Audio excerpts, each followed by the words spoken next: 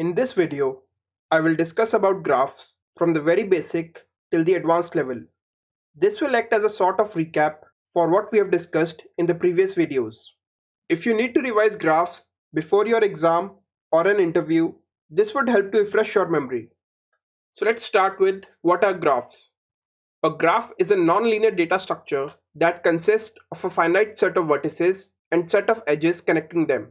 Now vertices are also called as nodes. So this is a graph which has 5 vertices. So the vertices are labeled as A, B, C, D and E. If you see the line that connects any two vertices, that is known as edge. Now let's see what are the important properties of graphs. So first we have connected graph and disconnected graph. So on the right side I have drawn some graphs. Let's identify which are connected graph and which are disconnected graph. So a graph is called connected graph if there exists a path between any two pair of vertices. And if there is no such path, then the graph is called as disconnected. So if we take the second graph, we see that there is no path from vertex A to vertex D or from vertex A to vertex E because these are two separate components. So this graph is disconnected graph and all the other remaining graphs are connected. Now the next property is directed and undirected graph. So in directed graph, there is a sense of direction that is associated with an edge. If we see the first graph, here we see that the edge has no direction associated with it. So this edge CD can also be read as DC. But if we take a look at the third graph, we see that there is a direction associated with the edge. So this graph is a directed graph. Similarly, this graph is also directed and this last graph is also directed. All the remaining are undirected graphs. Then the next property is weighted and unweighted. If there is a weight that is associated with an edge, then that graph is known as weighted graph. So if we see this fourth graph, we see that there are weights associated with each of the edges. So these weights are sometimes also referred to as cost. So this graph is a weighted graph. And all the remaining graphs, so those are unweighted graphs. Then the next property is cyclic and acyclic. So a graph is said to be cyclic if there is at least one cycle in the graph. So a cycle is when while traversing a graph, we reach the same vertex from which we have started. So when we're talking about cycles, we generally talk about directed graphs which have directions associated with them. So if we take this fifth graph, if we go from vertex C to A, then we go from A to B, and then we go from B to C. We see that there is a cycle here because we start from a particular vertex and we reach it again. So this graph is a cyclic graph and all the other graphs are acyclic. So this is the short form for directed acyclic graph. So in these graphs, this graph is acyclic. So this is a DAG. Then the next property is dense graph or sparse graph. So a dense graph is when the number of edges are maximum and a sparse graph is when the number of edges are minimum. In these graphs, this graph is a dense graph because the number of edges here are close to the maximum edges that are possible. And this graph is a sparse graph because the number of edges here are minimum. And the next property is strongly connected. So a graph is called strongly connected if there exists one path between every pair of vertices in each of the directions. So if we take this last graph, we see that there is a path from each vertex to every other vertex. So from vertex D, we can go to C. From C also, we can go to D. From A, we can go to B. And from B also, we can go to A. So every pair of vertices is connected here. So this graph is a strongly connected graph. So now let's have a look at the other graph terminologies. First, we have adjacency. So when we talk about adjacency, we have two important terms, adjacent vertices and adjacent edges. So basically for adjacent vertices, there should be an edge that connects those two vertices. So for vertex AB, this is the edge. For vertex AF, this is the edge. So similarly, there are many adjacent vertices like vertex F and E, vertex B and E, and DE, DC, BC. And adjacent edges are those edges which have a common vertex. So for edges AB and BE, The common vertex is vertex B. For AF and FE, the common vertex is vertex F.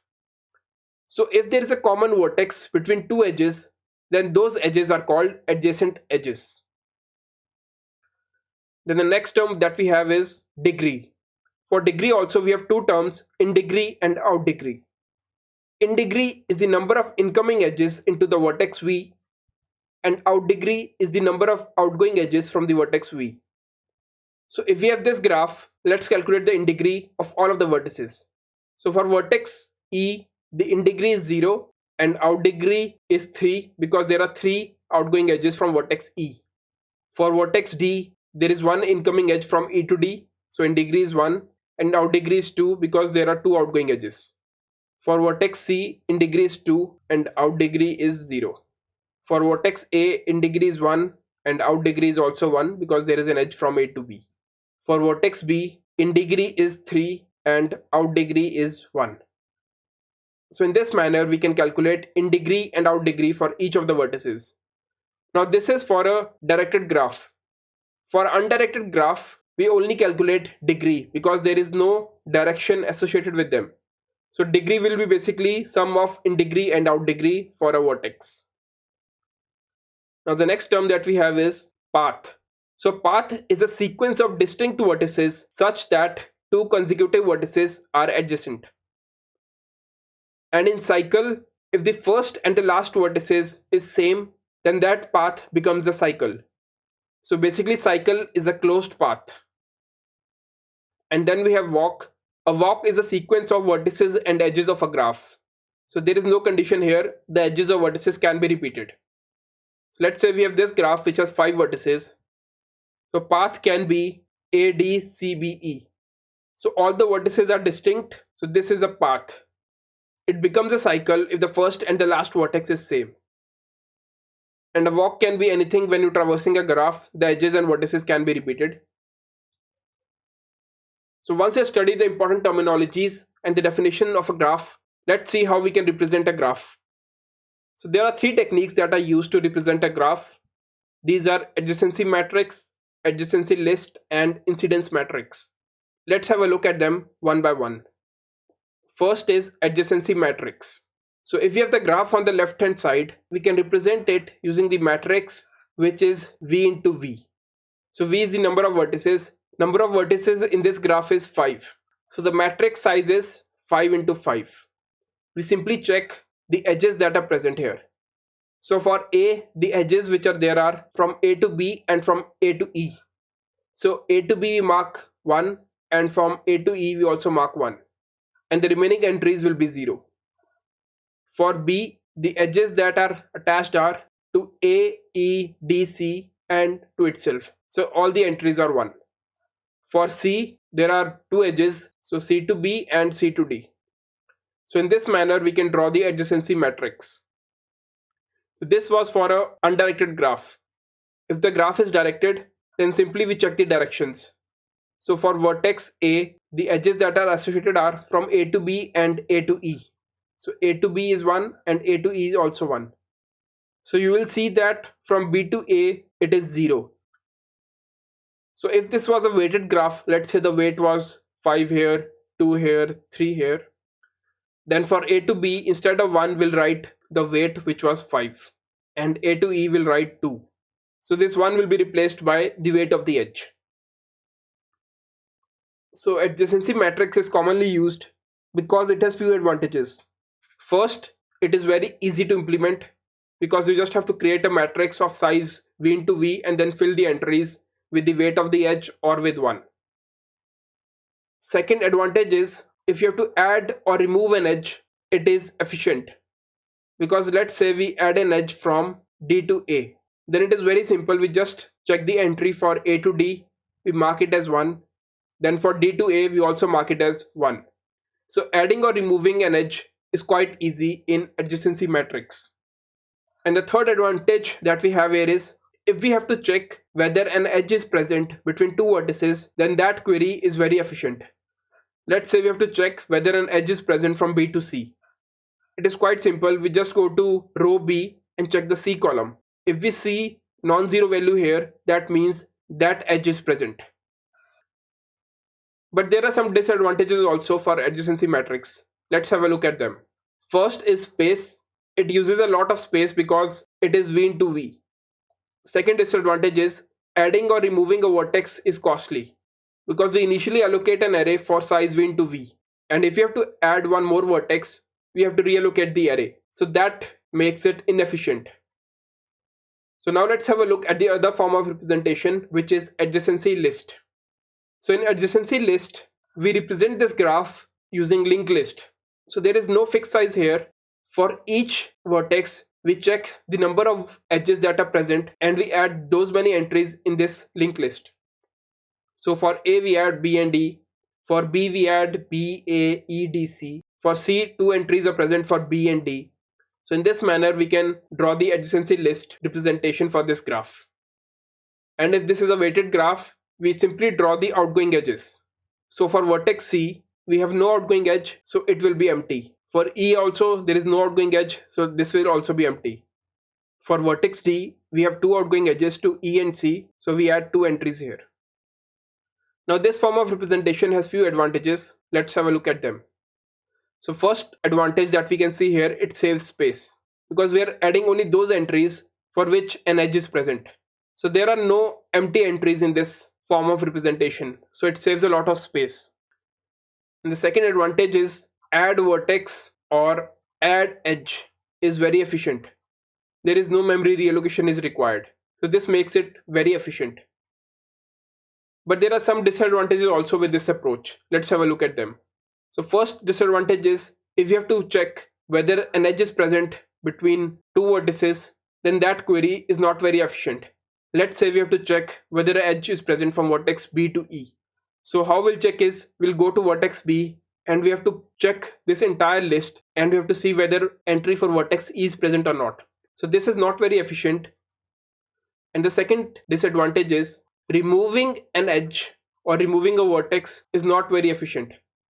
So if we have to remove a vertex, let's say we have to remove vertex D. So entry for D is present in the list for C, B and E. So for all these 3 entries, we have to check in this adjacency list and we have to remove it. So this is not very efficient. So now let's have a look at the third form of representation, which is an incidence matrix. So in this form of representation, in row we have all the vertices and in column we have all the edges. And we label entries as 1 or 0. 1 means that an edge is present and 0 means that an edge is not present. So if we see here for edge E1 is present between the vertices A and B. So A and B are marked as 1. Edge E2 is present between vertex A and E. So A and E are marked as 1. So in this manner, we can draw the incidence matrix for this graph. But what if this is a directed graph? So in directed graph, for the outgoing edges, we mark 1 and for the incoming edges, we mark -1. And if there is no edge, we mark 0. So for the edge E1, outgoing is for A, so we mark 1 and incoming is for B, so we mark -1. Similarly for E2, outgoing is for A, so we mark 1 and incoming is for E, so we mark -1. So in this manner, we can draw the incidence matrix of this graph. So once we have seen all the forms of representation of the graph, let's begin with the traversal techniques that we have, BFS and DFS. So BFS is breadth first search. So in this form of traversal, we start from a root node and we visit the nodes in a level by level manner. So if we are given this graph and we're starting the BFS traversal from the vertex A, the first level nodes from vertex A are vertex B, G and D. So the BFS will start from A, then we'll go to the first level, which is B, G and D. Then we have to cover the second level nodes for the vertex A. The second level nodes for vertex A are E and F. And then we have the third level node, which is the vertex C. So this is the BFS traversal for this graph. And DFS is depth first search. Here we start the traversal from the root node and visit the nodes as far as possible from the root node. So if we have to do the DFS traversal for this graph, so we'll start from A, we'll go to B, from B we'll go to E, From E we go to G, and then we reach a dead end because A is already listed. So we go back and we reach till B. So from B we can go to F, and from F we can go to C, and C here we again reach a dead end, so we traverse back, and then from F we go to D. So this is a DFS traversal for this graph. Now BFS uses queue and DFS uses stack. So I've not gone in the depth regarding the implementation of BFS and DFS. I have made separate videos explaining both of these algorithms in detail. I will link those videos in the top right corner. You can have a look there. Here I'm just quickly summarizing all of the graph algorithms. So if you want to go and have a look at the details, you can refer to those videos. Now once we have seen the traversal techniques, let's have a look at the graph algorithms. The first algorithm that we have is Dijkstra Algorithm. This algorithm is used for finding the shortest path from a source vertex to a destination vertex. This algorithm is also known as shortest path algorithm. One important property to note here is that this doesn't work if there is any negative edge present in the graph. So if we are given this graph and let's say 0 is the source vertex and 4 is the destination vertex, then this graph finds the shortest path from the source vertex to the destination vertex. How it does is it produces a shortest path tree which is called a SPT. So from vertex 0, if you have to go to vertex 4, we can take this route, and the cost that will come is 21. So the implementation is done using a priority queue. Again, I'm not going into the implementation and the algorithm because I made separate videos. I will link that also in the top right corner. So now let's have a look at the other algorithm that we have. Next algorithm is the Bellman-Ford algorithm. So this algorithm is used to find the shortest path from the source vertex to the other vertices in the graph. So the advantage of using Bellman-Ford is it works for the graph with negative edge weights too. So we are given this graph, we see that there is a negative edge associated here. So here the Dijkstra won't work. So we have to use Bellman-Ford to find the shortest path. So if 0 is our source vertex, it finds the shortest path from 0 to all the other vertices in the graph. So here I've written the cost that it takes from vertex 0 to these vertices. So here we can see that the cost for direct edge from vertex 0 to vertex 1 is 4. But Bellman-Ford has found that the minimum cost is 3. So how the minimum cost is 3 is, we can go from vertex 0 to vertex 2, then from vertex 2 we can go to vertex 1. So the cost will be 2 plus 1, which is 3. So in this manner, Bellman-Ford finds the shortest path from a source vertex to all other vertices of the graph. Now apart from Dijkstra and Bellman, we have one more shortest path algorithm, that is Floyd-Warshall algorithm. So Floyd-Warshall algorithm finds the shortest path between all pair of vertices in a weighted graph. It gives us a matrix, and for each of the vertices we can see what is the minimum cost to reach. So for vertex 0 to vertex 1, the minimum cost is 1. For vertex 0 to vertex 2, the minimum cost is minus 3. For vertex 0 to vertex 3, the minimum cost is 2. So we have three shortest path algorithms.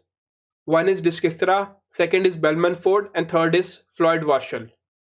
Now depending on the problem that you want to solve, you can use one of the shortest path algorithms. Now let's have a look at the other algorithms that we have. Next algorithm is Topological Sort. So topological sort is the linear ordering of vertices such that for every directed edge uv, vertex u comes before v in the ordering. So it is only possible for a graph which is directed and which has no cycle. So it should be a DAG, which is a directed acyclic graph. How we obtain it is, we calculate the in degree for each of the vertices. So for 0, the in degree will be 0. For vertex 1, the in degree is 1. For vertex 3, in degree is 2. For vertex 2, in degree is 2. And for vertex 4, in degree is 1. So we simply have to start from a vertex which has 0 in degree.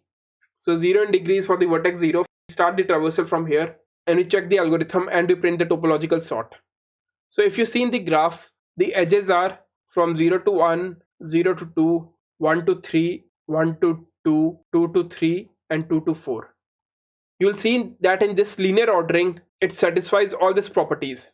That for an edge uv, vertex u comes before v. So 0 should come before 1 and 2, 1 should come before 3 and 2, and 2 should come before 3 and 4. So this satisfied these properties. So this is a topological sort for this graph. So now let's have a look at the next algorithm, which is Tarjan's algorithm, which is used to find articulation points. So articulation points are those points whose removal increases the number of connected components in the graph. So if we are given this graph, let's say if we remove vertex C, then the graph which we'll get is something like this. So it increases the number of connected components. So vertex C is an articulation point. And if we remove the vertex D, then the graph that we'll get is, so this will also increase the number of connected components. So both vertex C and D are articulation points. So this algorithm helps us to identify which of the vertices in the graph are articulation point, or these are also known as cut vertices. So this algorithm can be used to find the strongly connected components in the graph. Then the next algorithm that we have is disjoint set or union find. So this is a data structure that categorizes objects into different sets and gives the ability to check if two objects belong to the same set. So it is used to find the number of connected components in the graph and also to check if the graph contains a cycle or not. So how it works is it has two operations, which is the union operation and the other is the find operation. So based on these two operations, we try to isolate the vertices into different sets. If they fall into the same set, we can deduce that the graph contains a cycle. Now there are different techniques how we can optimize it. We can use union by rank and path by compression. Now these techniques are there to optimize this algorithm. Now to understand these in detail, please refer to the suggested video on the top right corner. Now the next algorithm that we have is Kruskal algorithm or the Prim's algorithm. Now both of these algorithms are greedy algorithms that find the minimum spanning tree for a connected weighted graph. Now let's try to understand what is a spanning tree. So spanning tree is a subset of the graph that connects all the vertices with minimum edges.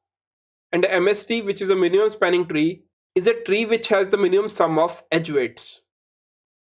So if we are given this graph, the Kruskal and Prim's algorithm will provide us this MST. So if we see here the sum of the edges, it is 2 plus 2 plus 1 plus 3 plus 1 plus 5, which is 14. Now both of these algorithms yields us the minimum spanning tree. So the difference between the Kruskal and Prim's algorithm is, in Kruskal, we grow the solution from the cheapest edge by adding the next cheapest edge to the existing tree. And in the Prim's algorithm, we grow the solution from a random vertex by adding the next cheapest vertex to the existing tree. So the method of producing the MST is different, but both of these algorithms are greedy algorithms that gives us the minimum spanning tree. The next algorithm that we have is Ford-Fulkerson algorithm. Now this algorithm is used to find out how much stuff we can push from the source to the sink. So this is used to solve the maximum flow problem. It is also sometimes referred to as Edmonds-Karp algorithm. So if we have this graph and S is our source vertex and T is our sink vertex or the target vertex. So you can think of it as the water pipes, and this H weight can be thought of as the capacity of the pipes. So we have to find out how much water we can supply from the source to the sink. So this algorithm helps us to solve the maximum flow problem. Now the next algorithm that we have is graph coloring. So graph coloring is a technique in which we color the vertices of a graph such that no two adjacent vertices are colored using the same color. So you can see here the adjacent vertices, let's say AF or AE, AB, are all colored using the different colors. So this algorithm is used to check whether the graph is bipartite or not. When we say bipartite, we mean the graph can be split into two sets such that each vertex has an edge which points to the other set. So graph coloring algorithm helps us to find out that. So this is an important algorithm which is commonly used in competitive programming. Now the next algorithm that we have is Hamiltonian path or Hamiltonian cycle. So Hamiltonian path is a path that visits each vertex exactly once. And if the starting and the end vertex is the same, then that path becomes a cycle. So we have this graph. So from A we go to F, from F we go to B, from B we go to E, then to C, then to G, and then to D. So this is a Hamiltonian path because we have covered each of the vertices. And if the starting and the end vertex is the same, then we can say then that path becomes a cycle. So if we connect this D and A together, then it becomes a cycle. So similar to Hamiltonian path, we have Euler path as well. In Euler path, we visit each edge exactly once. And if the starting and the end vertex is the same, then that path becomes the cycle. So if we have this graph and we have to find Euler path, so we can start from E, we go to D, then to A, then to C, then to B, and then to A. So this becomes a Euler path because we have covered all the vertices. And in the right side graph, if we start from E, we go to D, then to A, then to B, then to C, again to E, and then to E. So we started from E and we reached back at E. So this is the Euler cycle. So just to give a quick look at what all algorithms we have discussed. So we have discussed 14 algorithms. First two BFS and DFS are the traversal techniques. Then we have 3 shortest path algorithms. Then we have topological sort. Then we have the algorithm to find the cut vertices. Then the union find or disjoint set algorithm. Then 2 algorithms for finding MST. Then Ford Fulkerson to compute the maximum flow. Then graph coloring to check whether the graph is bipartite or not. Then we have 2 algorithms for Hamiltonian cycle and Euler cycle.